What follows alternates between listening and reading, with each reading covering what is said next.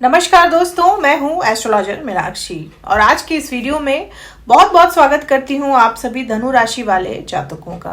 दोस्तों, साल का पहला महीना, बहुत सारी उम्मीदें, बहुत सारे नए नए सपने। तो क्या कुछ मिलने जा रहा है आपको इस साल की शुरुआत में, आइए जानने की कोशिश करेंगे। ये वीडियो आपके लिए बहुत इंफॉर्मेटिव है क्योंकि साल के इस पहले महीने में ही आपके पहले भाव में बुधादित्य योग का निर्माण हो रहा है। सूर्य देव आपकी राशि वाले लोगों के लिए योग कारक ग्रह है और साल की शुरुआत में ही सूर्य देव आपके पहले भाव में है और उनके साथ विराजमान है बुध देव, जो कि बुधादित्य योग बना रहे हैं। तो आपके लिए, आपकी पर्सनालिटी के लिए बहुत ही महत्वपूर्ण रहने वाला है ये महीना। दोस्तों, आप बहुत सारे नए नए रेजोल्यूशन लेंगे।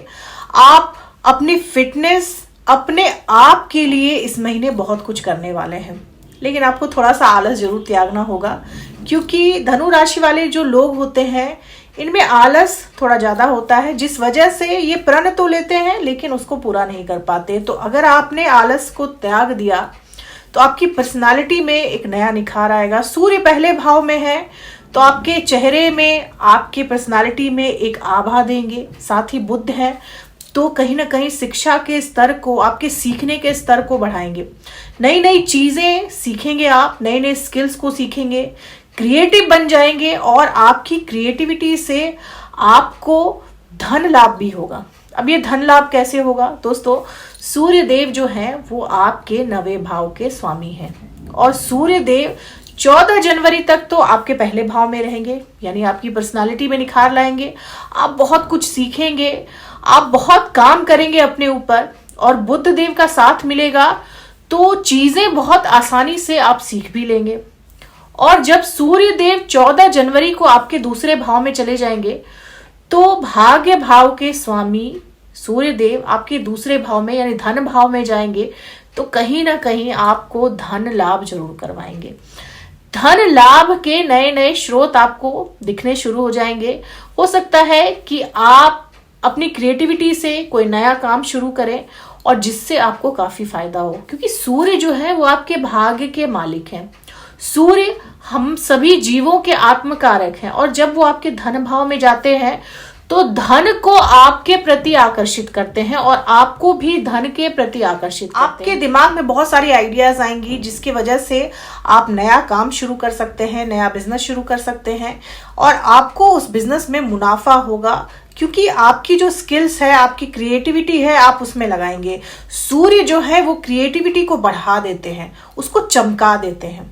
तो आप मुनाफा तो कमाएंगे ही, आपके काम की लोग तारीफ भी करेंगे। दूसरे भाव में जब सूर्य आएंगे तो पैसा तो आप कमाएंगे, पैसे कमाने के आइडियाज आपको आएंगे, साथ ही साथ आपको सेविंग के भी आइडियाज आएंगे। आप जो पैसा कमाएंगे उसे जमा करने की भी आप सोचेंगे। आप अपने खर्चों को कंट्रोल करेंगे जिस वजह से भी आपकी सेविंग जो है वो बढ़ेगी। तो रुपया पैसा इस महीने आपके प्रति आकर्षित होगा और आपके पास आएगा भी। लेकिन दोस्तों, यहाँ पर जब सूर्य आएंगे तो आपके कुटुंब वालों से मनमुटाव हो सकते हैं, खासकर पिता से आपके मनमुटाव हो सकते हैं। हो सकता है कि पिता से किसी बात को लेकर आपकी अनबन हो जाए या फिर किसी बात को लेकर आप दोनों के बीच में सामंजस्य नहीं बैठे। साथ ही साथ आपके परिवार के प्रति भी आप थोड़े से लापरवाह हो सकते हैं। इस तरह की परिस्थिति सूर्य यहाँ पर आकर बना सकते हैं, लेकिन धन के मामले में ये सूर्य आपको काफी लाभ दिलाएंगे।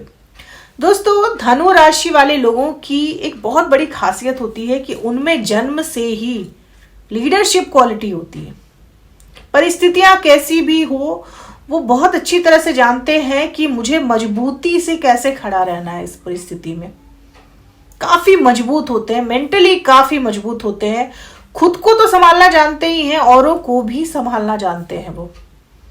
तो अपनी इस काबिलियत को आप इस साल, इस महीने बढ़ाने वाले हैं। हाँ, आपकी एक कमजोरी है जो मैं बता दूं कि आप लोग बहुत जल्दी किसी और से इन्फ्लुएंस हो जाते हैं। किसी ने थोड़ा सा इमोशनल सपोर्ट क्या दिखा दिया, आप उसे अपना समझने लगते हैं, जिस वजह से आप धोखे खाते हैं अपने जीवन में। तो आपको इस चीज को भी सुधारना है नए साल में, नए वर्ष में। अगर आप इन चीजों पे कंट्रोल कर लेते हैं तो ये जो नया साल है ये आपको बहुत कुछ देकर जाएगा। बात करते हैं आपके नौकरी व्यवसाय की। बुध आपके 10वें भाव के स्वामी है और बुध जो है वो आपके पहले भाव में रहेंगे इस महीने। तो आपको आपके नौकरी से भी बहुत अच्छे परिणाम मिलेंगे। ऑफिस में आप कुछ अच्छा परफॉर्म कर सकते हैं। आपके ऑफिस का माहौल जो है वो इस महीने काफी अनुकूल रहेगा आपके लिए। कोई बड़ी अचीवमेंट आप कर सकते हैं अपनी स्किल से, अपनी क्रिएटिविटी से कुछ ऐसा अचीव कर सकते हैं जिससे आपके बॉस जो हैं वो आपसे खुश रहेंगे, आपकी तारीफ करेंगे और आपकी इंक्रीमेंट और प्रमोशन के चांसेस भी बढ़ सकते हैं, क्योंकि बुध आपके 10वें भाव के कारक हैं और 10वें भाव के स्वामी अगर पहले भाव में आकर बैठ जाए तो नौकरी में बहुत ही लाभ होता है। बिजनेस में भी आपको लाभ मिलेगा, नए प्रोजेक्ट मिल सकते हैं, नए नए लोगों से जान पहचान हो सकती है। आप अपनी बातचीत की कला से लोगों को आकर्षित कर सकते हैं जिससे आपको बड़े बड़े डील मिल सकते हैं। तो नौकरी व्यापार के लिए भी ये महीना आपके लिए अच्छा है। स्वास्थ्य की बात की जाए तो स्वास्थ्य आपका इस महीने बहुत ही अच्छा रहेगा, क्योंकि सूर्य आपके पहले भाव में रहेंगे तो आपके चेहरे पे एक आभा रहेगी और चेहरे पे आभा तभी रहती है जब आपका स्वास्थ्य अच्छा रहता है। आपको छोटी मोटी परेशानियां हो सकती हैं, सर्दी जुकाम या फिर इन्फेक्शन वगैरह, जो कि कुछ ही समय में अच्छी भी हो जाएंगी, ठीक हो जाएंगी। आपको आंखों से संबंधित परेशानी हो सकती है इस महीने, हो सकता है आपके चश्मे का पावर वगैरह बढ़ जाए। बाकी स्वास्थ्य आपका अच्छा रहेगा। बात करते हैं आपके लव अफेयर्स की, आपके वैवाहिक जीवन की। मंगल आपके 5वें भाव के कारक हैं। 5वां भाव जो होता है वो आपके लव अफेयर्स का होता है, आपके रिलेशनशिप का होता है। और मंगल अभी आपके 8वें भाव में विराजमान है और 21 जनवरी तक वो वहीं रहेंगे। 21 जनवरी को मंगल देव वक्री होंगे और वो आपके 7वें भाव में चले जाएंगे, यानी आपके विवाह स्थान पे चले जाएंगे। तो आपके लव लाइफ को और आपके वैवाहिक जीवन को काफी ज्यादा प्रभावित करेंगे मंगल देव इस महीने। मंगल आपके 8वें भाव में है, लेकिन शुक्र भी आपके 3रे भाव में है और 28 जनवरी तक शुक्र जो है वो आपके 3रे भाव में ही रहेंगे। तो शुक्र जब 3रे भाव में होते हैं तो कहीं ना कहीं आप नेचर वाइज फ्लर्ट हो जाते हैं, आप लोगों से फ्लर्ट करते हैं, जिस वजह से आपके लव अफेयर्स में परेशानी आ सकती है, आपके रिलेशनशिप में गलतफहमियां आ सकती है।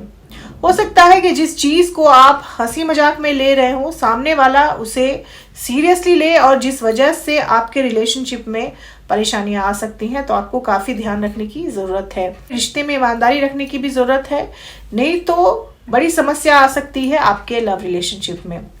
आपके और आपके पार्टनर के बीच में किसी तीसरे शख्स की वजह से गलतफहमी आ सकती है या फिर डिस्प्यूट हो सकता है, इसकी बहुत ज्यादा गुंजाइश रहेगी इस महीने। बात अगर वैवाहिक जीवन की जाए तो वैवाहिक जीवन में 21 जनवरी के बाद आपके समस्याएं आ सकती है, क्योंकि मंगल जो है वो आपके 7th हाउस में रहेंगे। आपके और आपके स्पाउस के बीच में झगड़े बढ़ सकते हैं, डिस्प्यूट बढ़ सकता है, आपके इन लॉज की वजह से ये झगड़े बढ़ सकते हैं, ससुराल पक्ष से आपको परेशानी हो सकती है, क्योंकि मंगल जो है वो 8वें भाव से 7वें भाव में जाएंगे। तो 8वें भाव की एनर्जी को लेकर जाएंगे 7वें भाव में और वहां पर वो वक्री रहेंगे।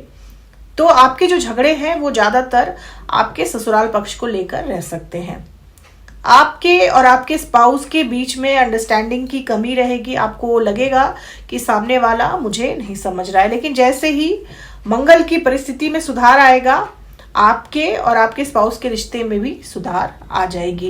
लेकिन तब तक आपको काफी संयम रखने की जरूरत है, नहीं तो आपके झगड़े जो हैं वो ज्यादा बढ़ सकते हैं। दोस्तों शिक्षा की बात की जाए तो शनि देव अभी आपके 3रे भाव में है और शनि देव की 3री दृष्टि पड़ रही है आपके 5वें भाव में। तो शनि देव कड़ी मेहनत करवाएंगे आपसे, लेकिन क्योंकि बुधादित्य योग का निर्माण हो रहा है, बुध आपके पहले भाव में है, तो आप जब मेहनत करेंगे तो आपको उसके रिजल्ट भी बहुत अच्छे देखने को मिलेंगे। आप मेहनत करेंगे क्योंकि शनि आपसे मेहनत करवाएंगे और जब आप मेहनत करेंगे तो जाहिर सी बात है आपको परिणाम जो है वो बहुत ही अच्छे मिलेंगे, बहुत ही सुखद मिलेंगे। विद्यार्थियों को इस महीने भटकाव से बचने की जरूरत है, क्योंकि मंगल जो है वो 21 तारीख तक आपके 8वें भाव में रहेंगे। मंगल देव आपके 5वें भाव के कारक हैं, तो आप में बीच बीच में भटकाव आ सकता है, एग्रेशन आ सकता है, जिसको आपको कंट्रोल करना है। और आप जब इसको कंट्रोल कर लेंगे तो आपको बहुत ही अच्छे रिजल्ट देखने को मिल सकते हैं। शुक्र के तीसरे भाव में रहने से आप कहीं ना कहीं घूमने फिरने का प्रोग्राम बना सकते हैं। आप अपने परिवार के साथ कहीं घूमने जा सकते हैं या फिर किसी शादी या समारोह में शामिल होने के लिए भी आप बाहर जा सकते हैं।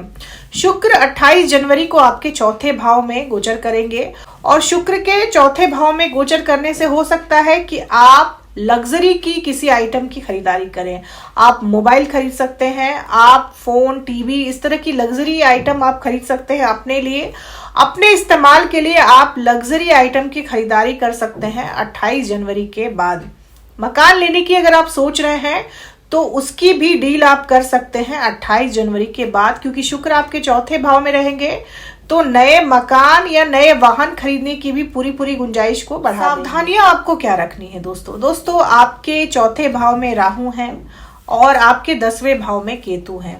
तो आपके चौथे भाव को और आपके 10वें भाव को, दोनों ही भाव को प्रभावित कर रहे हैं राहु केतु, और फिलहाल वो वहीं रहेंगे। तो आपको अपने परिवार में सामंजस्य बना के रखने की पूरी जरूरत है। परिवार वालों से किसी भी बात पर बहस में ना पड़े, नहीं तो नुकसान आप ही का होगा। साथ ही साथ अपने ऑफिस में, अपने कार्यालय में या फिर जहां भी आप काम करते हैं वहां पर भी अपने सबॉर्डिनेट्स पर, यानी अपने नीचे काम करने वाले लोगों पर काफी नजर रखें। वो आपके खिलाफ षड्यंत्र कर सकते हैं। केतु जब आपके 10वें भाव में होते हैं तो आपसे नीचे काम करने वाले लोग या फिर आपके सहकर्मी भी आपके पीठ पीछे आपके खिलाफ षड्यंत्र कर सकते हैं, जिससे भी आपको काफी सावधान रखने की जरूरत है। छठे भाव में बृहस्पति हैं, आपके पहले भाव के स्वामी हैं और छठे भाव में है। छठा भाव हमारे सर्विस का होता है।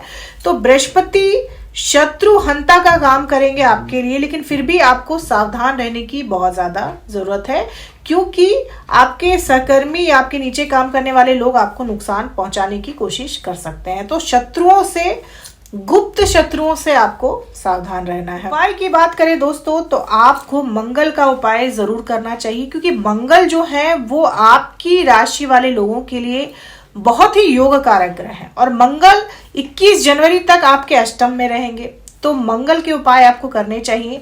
आपको हनुमान चालीसा का पाठ प्रत्येक दिन कम से कम 2 बार जरूर करना चाहिए। ऐसे तो अगर आप कर सकते हैं तो 7 बार करें, आपको बहुत ही अच्छे परिणाम देखने को मिलेंगे, चमत्कारिक परिणाम देखने को मिलेंगे। 7 बार हनुमान चालीसा का पाठ कर लेते हैं प्रत्येक दिन, लेकिन अगर आप ऐसा नहीं कर सकते हैं तो प्रत्येक दिन 2 बार आप हनुमान चालीसा का पाठ करें। और ध्यान रखें दोस्तों कि अगर आप मांस मदिरा का सेवन करते हैं तो मांस मदिरा का सेवन कर कभी भी हनुमान चालीसा का पाठ नहीं करें, नहीं तो इससे आपको विपरीत परिणाम देखने को मिल सकते हैं। तो दोस्तों ये थी मेरी प्रेडिक्शन धनु राशि वाले लोगों के लिए जनवरी के महीने की। अगर वीडियो आप लोगों को अच्छी लगी हो तो चैनल को सब्सक्राइब करें, लाइक करें, शेयर करें, कमेंट करें और बेल आइकन जरूर दबा दें दोस्तों। तब तक के लिए जय माता दी, जय श्री राम।